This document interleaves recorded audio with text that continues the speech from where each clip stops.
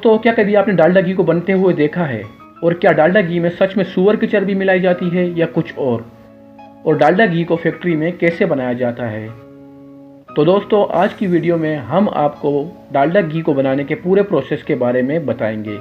सबसे पहले जो चैनल पर न्यू हैं उनसे गुजारिश है चैनल को सब्सक्राइब कर लें और बेल आइकन को भी प्रेस कर लें ताकि आने वाली मजीद इन्फॉर्मेटिव वीडियोस की नोटिफिकेशन आपको मिल सके। दोस्तों, बिना टाइम ज़ाया किए चलते हैं वीडियो की तरफ और जानते हैं डालडा घी को बनाने के पूरे प्रोसेस के बारे में। तो सबसे पहले आपको बता दें, डालडा घी एक तरह का वनस्पति घी ही होता है जिसका निर्माण असल में वनस्पति तेल यानी कि पाम ऑयल से किया जाता है। यही कारण है कि इसके डिब्बे पर आपको अक्सर ताड़ के जाड़ की तस्वीर देखने को मिलेंगी। इन कच्चे तेलों को भारत के अलावा मलेशिया, इंडोनेशिया, अमेरिका और ब्राजील जैसे देशों से भी मंगवाया जाता है, जिन्हें लारी भर भर के ट्रकों के माध्यम से फैक्ट्री तक पहुंचाया जाता है। बता दें कि वनस्पति घी में कुछ भी एनिमल फैट नहीं होता है और इसीलिए इसे हेल्थी ऑप्शन की तरह प्रमोट किया जाता है। एक समय था जब घरों में कुकिंग ऑयल की जगह वनस्पति घी आया करता था। आपको शायद ना मालूम हो, लेकिन शुरुआती दौर में से लेकर कई कंट्रोवर्सी हुई थी और यह कहा जाता था कि मिलावट वाला देसी घी है और इसमें जानवरों की चर्बी का इस्तेमाल होता है। लेकिन धीरे धीरे डालडा ने भारतीय घरों में अपनी जगह बना ही ली। वैसे कई लोग ये भी नहीं जानते कि असल में डालडा एक ब्रांड है और वो जो प्रोडक्ट बेचता था वो वनस्पति घी कहलाता था और अब भी कई कंपनियां ऐसे बेचती हैं।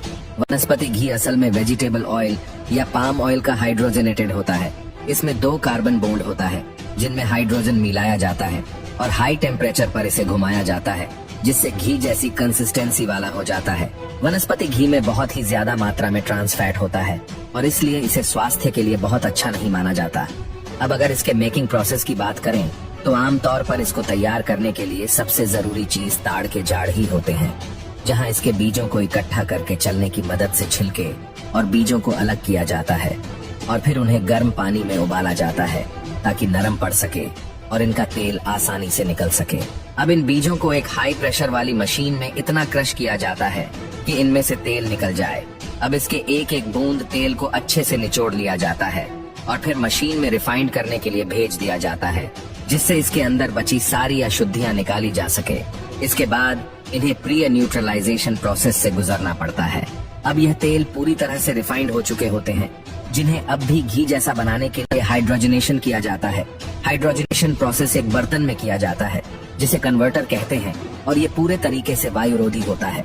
आपकी जानकारी के लिए बता दें, इस पाम ओनिल में कार्बन में डबल बॉन्ड होते हैं और इन्हें हाइड्रोजन गैस और निकल कैटलिस्ट के साथ 200 डिग्री सेल्सियस तापमान में कुछ समय के लिए रखा जाता है ताकि वो घी की तरह दिखने लगे। ये पूरी प्रक्रिया करीबन 7 से 8 घंटे का समय लेती है, जिसके पूरा होते ही इसे ब्लेंडिंग के लिए डाल दिया जाता है। यहाँ पर इसे एक बड़ी बड़ी भट्टी में पकाया जाता है और इसके अंदर फिर फ्लेवर, कलर और कई तरह के अलग अलग पिगमेंट्स भी डाले जाते हैं। और फिर बारी आती है सबसे जरूरी चीज यानी कि विटामिन ए और विटामिन डी की, जिससे न सिर्फ घी का स्वाद बढ़ता है बल्कि यह हमारे लिए थोड़े बहुत फायदेमंद भी हो जाते हैं।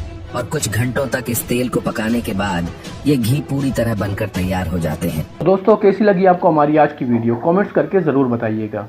मिलते हैं आपसे अगली वीडियो में।